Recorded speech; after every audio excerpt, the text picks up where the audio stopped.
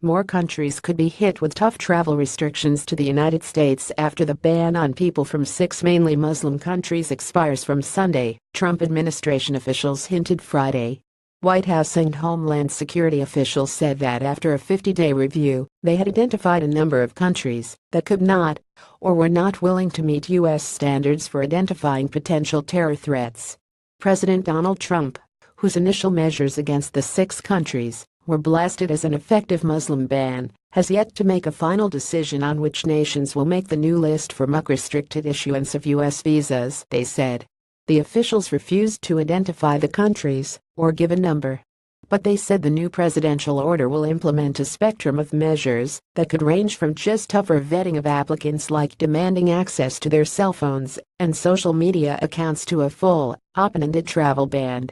Our enemies and our adversaries are dead set on exploiting our defenses to enter our country, and we've got to do everything possible to keep nefarious actors out, said Miles Taylor, counselor to the Secretary of Homeland Security.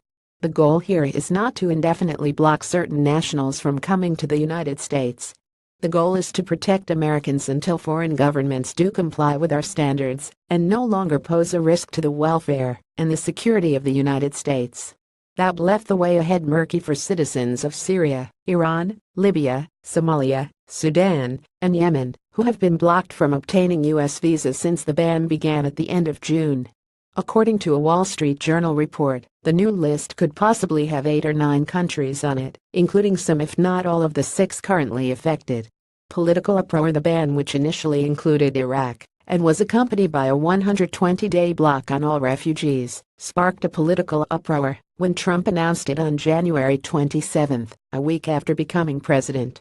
It came after he had repeatedly promised in last year's election to block Muslims from the United States.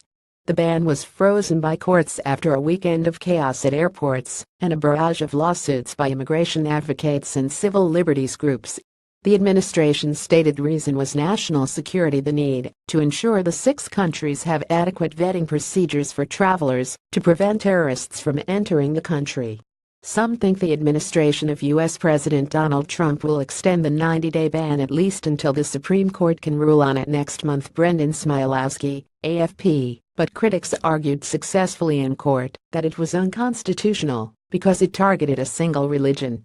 5 months of legal wrangling led to a Supreme Court ruling on June 26 that permitted the government to implement a narrower version of the original ban, while putting off a full review of its legality until October 10. In the meantime, the Department of Homeland Security undertook a 50-day review of some 17 countries, seen as deficient in establishing the identities of their own people, cooperating on terror threat information, and other security issues. What this is really about is, can we validate their identity, Taylor said. While it was rolled out badly and poorly justified, the original ban gave the government breathing room to review global risks and establish a security baseline by which to measure other countries. During the review, Taylor said, we were actually able to get some of those who were non-compliant to be compliant. Others, however, were willfully non-compliant and unwilling to engage with the United States. Raj Shah, White House Deputy Press Secretary, would not say when Trump would make a final decision on the replacement to the travel ban. He also could not say what would happen in the 6 countries if a decision is not made before the ban expires.